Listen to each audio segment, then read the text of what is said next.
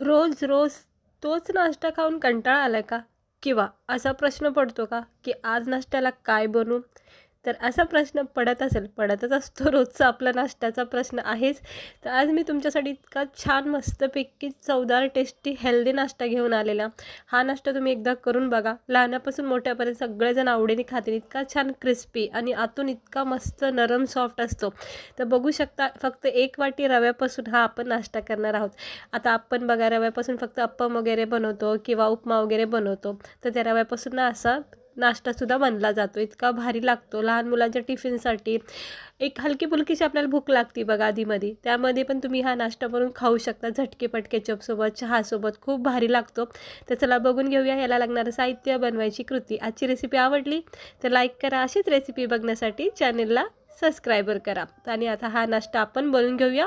याला लागणारं साहित्य आणि बनवायची कृती व्हिडिओ पूर्ण बघा. तर सिंपल नाश्ता आहे, काही झंझट नाही. सकाळच्या घाईमध्ये तुम्ही अगदी कमी वेळामध्ये बनवू शकता, कारण हे आपल्या घरातलं साहित्य.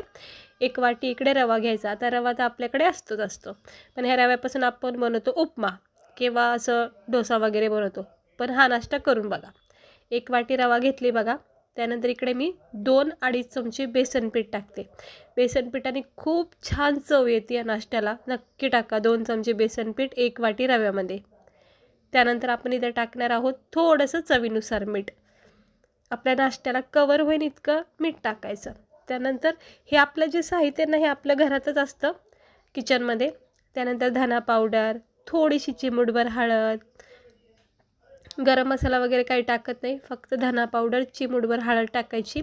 त्यानंतर आपण इथे टाकणार आहोत थोडेसे सफेद तीळ, अगदी थोडेसे टाकायचे. ऑप्शन आहे, नाही टाकले तरी हरकत नाही. थोडंसं कांदा, मिरची, टमाटे बारीक चिरून घ्यायचं एकदम छानपैकी आणि ते टाकायचं.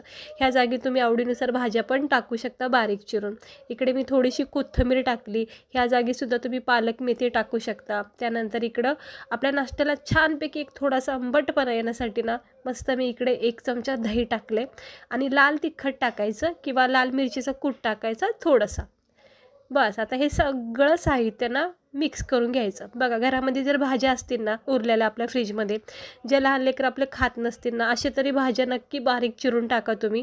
कोथिंबीरच्या जागी किंवा कांदा टमाट्याच्या जागी तुम्ही भाज्या वगैरे टाकू शकता. आता ह्याला चांगलं मिक्स करून घ्यायचं थोडं थोडं पाणी टाकून. आणि याला जरा 5-10 मिनटं वेळ द्यायचा, म्हणजे कसं रवा, बेसन, सगळ्या भाज्या, मसाले याच्यामध्ये सेट होऊन जाईल. रवा चांगला फुलला जातो. तर मी 5 मिनटं ठेवते. 5 मिनटांनी तुम्ही पाहू शकता थोडंसं पातळ बॅटर होतं, आता घट्ट झालं आहे, कारण की रव्याने सगळं पाणी सोकून घेतलं आहे. बेसन पीठ वगैरे सगळं छान फुललं आहे.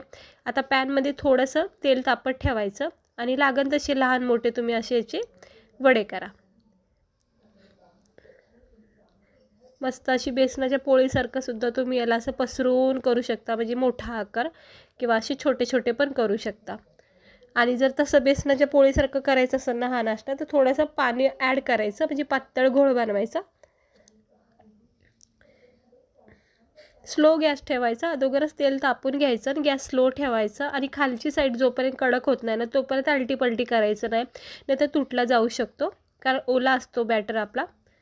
हे बघा थोडासा कडक झालं की याला पलटी करून घ्यायचं. हे थोडासा रवा निसटतो ना, तो एक्स्ट्रा जो असतो ना वर लागलेला तो निघून जातो. बस त्याच्या व्यतिरिक्त काही जास्त असं निघत नाही तेलामध्ये. आता याला असं छानपैकी स्लो गॅसवर कडक होऊन द्यायचं आणि मगच आलटी पलटी करायचं. सुंदर असा रंग चढेपर्यंत याला वेळ द्यायचा. गॅस फक्त स्लो ठेवा, बस एवढंच लक्ष ठेवायचं की गॅस स्लो ठेवायचा. हे बघा असं हलक्या हाताने याला चेक करत राहायचं. जोपर्यंत याच्यात दोन्ही बाजूनी कडक भाजले नाहीत ना तोपर्यंत काढायचं नाही. अधूनमधून असं चमच्याच्या साहाय्याने याला चेक करत राहायचं.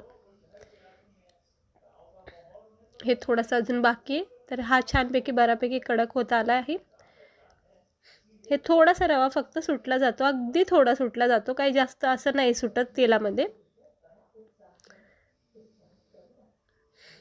बस खूप छान नाश्ता आहे हा, तुम्ही एकदा करून बघा. खूप सोपा आहे. भाज्या वगैरे फ्रीजमध्ये असतात, रवा तर असतो, पालक मेथीसुद्धा असते आपल्याकडे. आणि ह्या भाज्या कंटाळा करतात लहान मुलं खाण्यासाठी, तर त्या भाज्याच्या टाकून तुम्ही बनवू शकता. बघा आता मस्तपैकी किती छान असे कडक झालेत बघा, सुंदर रंग आला का नाही. हा मात्र तेवढा थोडा अजून नरम आहे, कडक करायचा. आणि हा चांगला कडक झाला, नाही तर हा जळला जाऊ शकतो, त्यामुळं काढून घेते. बस असं तेल सगळं निथळून घ्यायचं, एक्स्ट्रा ऑइल निघून जातं आणि टिश्यू पेपरवर ठेवून द्यायचं. इतका छान हा नाश्ता आपला तयार झाला आहे. दुसरासुद्धा आपण काढून घेऊया. असे कडक झाले की लगेच काढून घ्यायचं. परफेक्ट झाला आहे बघा, मस्त वाटतोय का नाही, एकदम भारी वाटतोय, मस्त झाला आहे. हा सुद्धा काढून घेते आणि आता 1-2 अजून ह्याच्यामध्ये बॅटरमध्ये टाकून घेते. हे असे आता 2 टाकून घेते अजून. मी छोटे छोटे केले, तुम्ही मोठा आकारसुद्धा करू शकता, किंवा जसं मी सांगितलं बेसनाच्या पोळीसारखा सुद्धा याचा घोळ बनवून तुम्ही एक पोळीसारखा सुद्धा याला आकार देऊ शकता. हे असं थोडंसं कडक झालं की पलटी करायचं, बस थोडा वेळ द्यायचं, मग ते आपोआप कडक होऊन जातं, काही पलटी करायची गरज नाही. हे बघा आता असं दोन्ही साईडून कडक झालं की याला असं आलटी पलटी करत राहायचं. एकदा दोन्ही साईड कडक झाल्या ना, मग अजिबात तुटायची चिटकायची भीती वाटत नाही. बस याला असं परफेक्ट भाजून घ्यायचं आणि काढून घेऊया. गरमागरम प्लेटमध्ये सर्व करूया आपण हा रव्याचा नाश्ता. झालेला आहे बघा, दोन्ही बाजूनी छान रंग आलाय. आता मी ह्याला गरमागरम प्लेटमध्ये काढून घेते. सुंदर असा हा नाश्ता तयार झालेला आहे. तर हे आपलं बघा रव्याचा नाश्ता किती छान तयार झाला आहे बघा. वाटतोय का ना भारी, एकदम मस्त वाटतोय. लहान मुलाला जर तुम्ही दिला ना हा नाश्त्याला, ते पाहता क्षणी बोलतील की दे, आणि खाऊन बघतील ना, इतका भारी वाटते ना.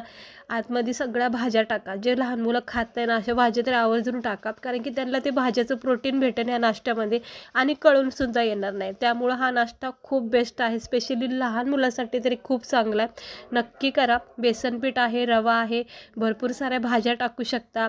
आणि वरचा बघा क्रिस्पीपणा रव्याचा किती छान झालेला आहे. आणि असं केचपसोबत हा स्पायसी केचप आहे, इतका मस्त वाटला ना मला हा खाता वेळेस. खरं खूप छान लागतो नाश्ता, कुणालाही आवडेल इतका मस्त नाश्ता आहे हा.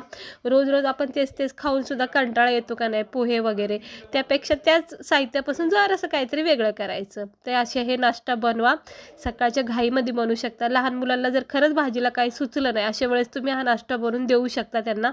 तर बघा मस्त झालाय का नाही. आणि भाज्या टाकल्या ना तर एकदम प्रोटीननी भरपूर असा हा नाश्ता तयार होईल.